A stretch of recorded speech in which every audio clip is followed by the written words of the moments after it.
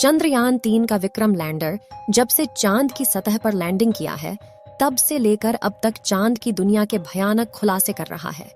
Landing के बाद चंद्रयान-3 ने भेजी चांद की पहली वीडियो और तस्वीर। दिखा चांद के दक्षिणी ध्रुव का ऐसा खौफनाक मंजर। अगले 14 दिनों तक चांद पर घूमते हुए चंद्रयान करने वाला है बड़ा कमाल। इसरो का यह मेगा प्लान देखकर दुनिया भर की स्पेस एजेंसीज हैरान हो गई है। दोस्तों, चांद की कक्षा में पहुंचने से लेकर आज तक इसरो के चंद्रयान-3 ने हर रोज लगभग नई तस्वीरें और वीडियो भेजा है।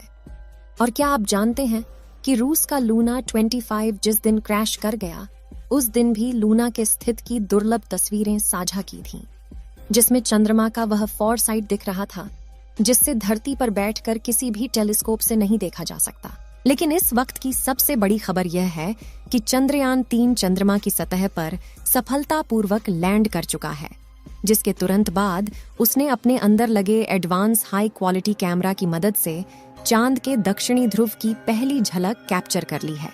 और अगले 14 दिनों तक वह बड़े कमाल करने वाला है, जिसका खुलासा आज हम इस वीडियो में करेंगे। साथ ही आपको दिखाएंगे इस मिशन से जुड़ा वह पहलू जिसे देखकर इसरो के लिए आपकी इज्जत 10 गुना बढ़ जाएगी।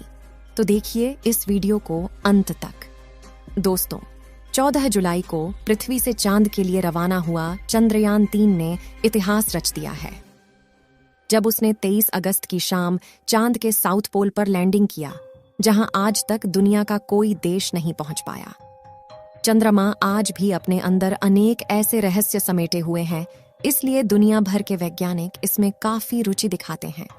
इसी बीच इसरो की तरफ से बहुत ही बड़ी गुड न्यूज आ रही है कि चांद पर लैंडिंग के बाद चंद्रयान-3 के विक्रम लैंडर की कंडीशन बिल्कुल ठीक है और इसलिए चंद्रमा पर रिसर्च करने के लिए अपने प्रज्ञान रोवर को चांद की सतह पर खुला छोड़ दिया है। और ये रोबोट अगले 14 दिनों तक चांद के बहुत बड़े खुलासे करने वाला है। वहीं विक्रम लैंडर के एडवांस कैमराज ने चांद पर अपनी लैंडिंग साइट की सबसे ताज़ा तस्वीरें भेजी हैं। इन लेटेस्ट फोटोज में सूरज की रोशनी को रिफ्लेक्ट करके चमक रही चांद की खूबसूरत सतह को साफ साफ देख सकते हैं। साथ ही यह भी देख सकते हैं कि चांद की सतह कितनी ज्यादा ऊबड़ खाबड़ है, जिसका यह हाल लंबे समय तक उल्का पिंडों की बारिश की वजह से हुआ है।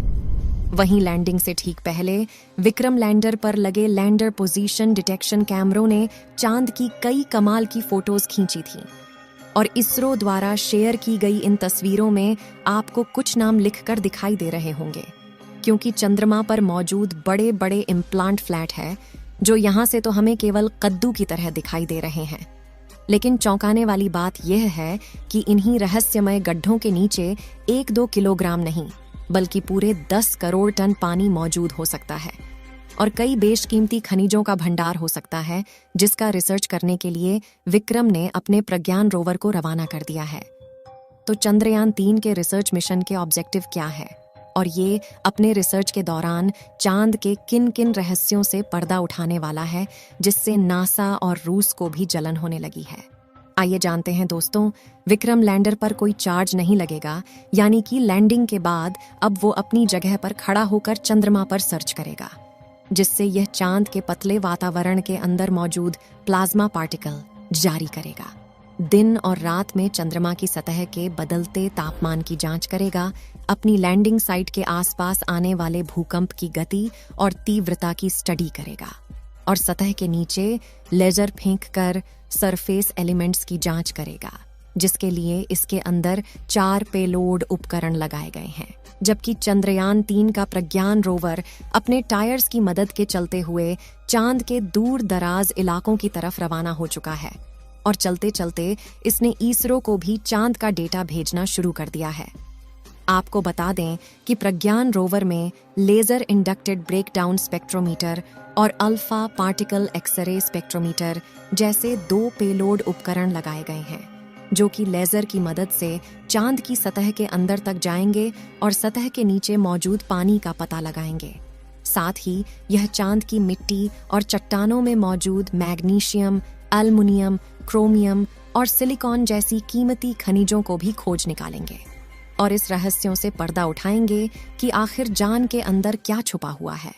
यानी अगर अपने इस मिशन में विक्रम लैंडर और प्रज्ञान रोवर ने चांद पर किसी कीमती खनिज या पानी का भंडार खोज लिया तो यह इतना बड़ा कामयाबी होगा कि भविष्य में जब भी चांद का नाम लिया जाएगा तो इसके साथ ही इसरो और भारत का नाम भी जोड़ा जाएगा।